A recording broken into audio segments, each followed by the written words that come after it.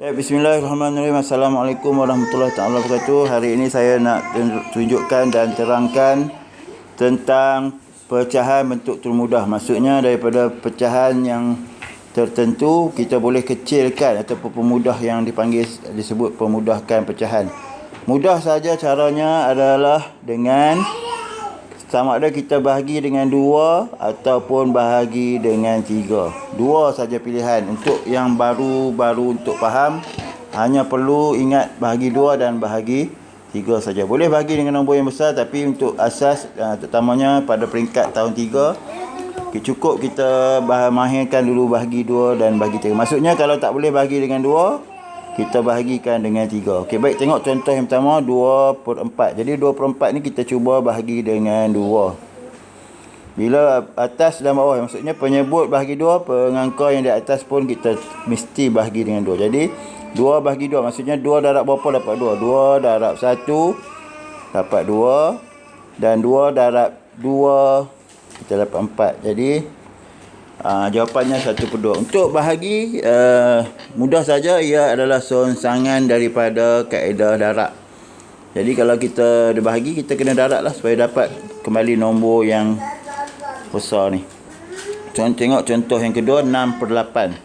Jadi 6/8 ni kita tengok 6/8 ni kita bahagi dengan 2 juga. Jika tak boleh 2 nanti baru kita akan bahagikan dengan 3. Jadi 2 darab berapa 6? 2 darab 3 6. 2 darab berapa 8? 2 darab 4 8. Jadi jawapan yang kita dapat di sini adalah 3/4. Baik, contoh seterusnya 3/9. Jadi biasanya 3 kita tak bolehlah bagi dengan 2. Kita akan terus bahagi dengan 3. Jika 3 yang penyebut pun kita akan bahagi dengan 3. Jadi 3 darab 1 kita akan dapat 3. 3 darab 3 kita akan dapat 9. Itu kaedah dia. Okey, baik, seterusnya contoh ni bila 4 biasa logiknya kita biasakan dengan bahagikan dengan 2 lah. Jadi bawah pun penyebut pun kita ikut bahagi dengan 2. Jadi 2 darab 2 4. 2 darab 3 6. Jadi jawapannya 2/3.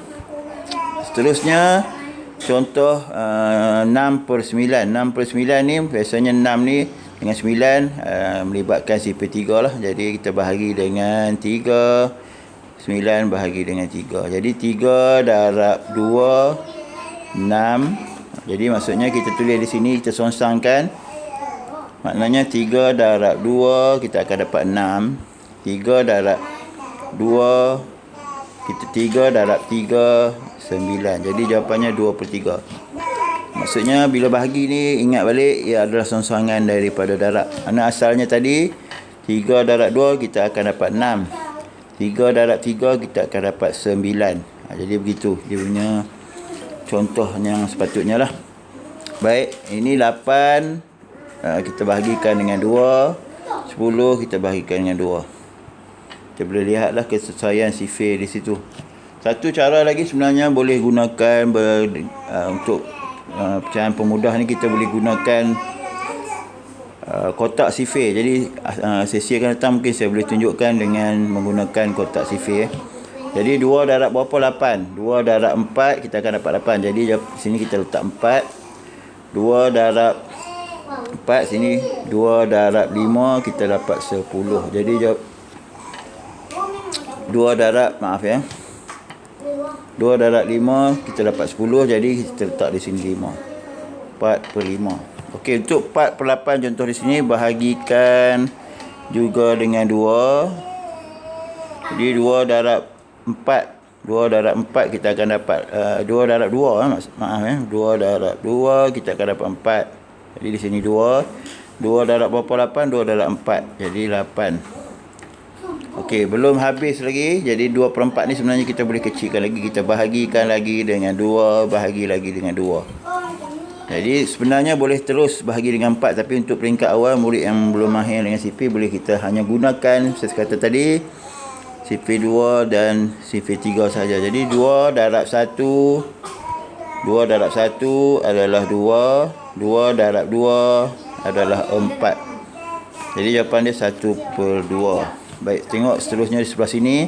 Ataupun saya tunjukkan contoh untuk yang 4/8 ni yang lebih cepat, iaitu terus bahagi dengan bahagi dengan 4. 4 bahagi 4, 8 bahagi 4. Jadi 4 darab 1, 4. 4 darab 2, 8. Jadi kita terus dapat jawapan 1/2.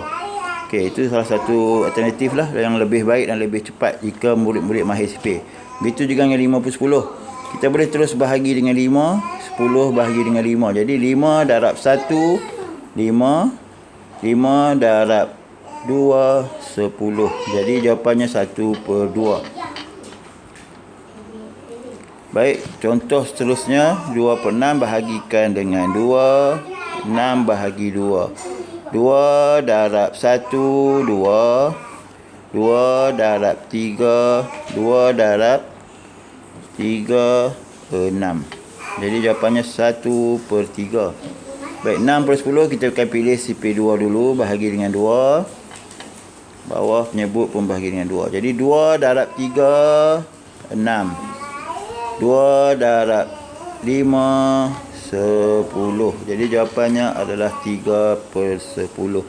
Jadi untuk membuat atau menjawab soalan berkenaan dengan bentuk termudah ini, sebenarnya murid perlu juga menguasai sifir. Jadi perkara itu akan menjadi lebih mudah. Ada berbagai cara lagi, boleh gunakan cara lukisan dan sebagainya.